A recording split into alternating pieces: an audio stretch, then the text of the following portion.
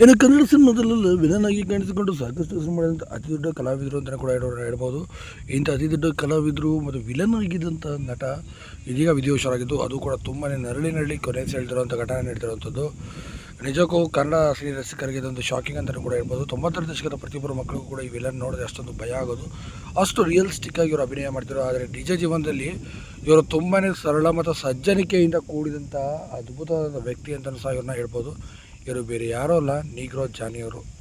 ಇನ್ನು ನೀಗ್ರೋ ಜಾನಿ ಅವ್ರನ್ನ ನೀವು ಚಾಮುಂಡಿ ಆಗಿರ್ಬೋದು, ವಂದೇ ಮಾತರಂ ಆಗಿರ್ಬೋದು, ಚಕ್ರವರ್ತಿ ಆಗಿರ್ಬೋದು, ರೌಡಿ ಮತ್ತು MLA ಆಗಿರ್ಬೋದು, ಹೀಗೆ ಸಾಕಷ್ಟು ಸಿನಿಮಾಗಳಲ್ಲಿ ವಿಲನ್ ಆಗಿ ನೀವು ನೋಡಿರ್ತಾರೆ. ಮತ್ತು ಸ್ಟಂಟ್ ಮಾಸ್ಟರ್ ಆಗಿ ಕೂಡ ಇವರು ಕೆಲಸ ಮಾಡಿರ್ತಾರೆ.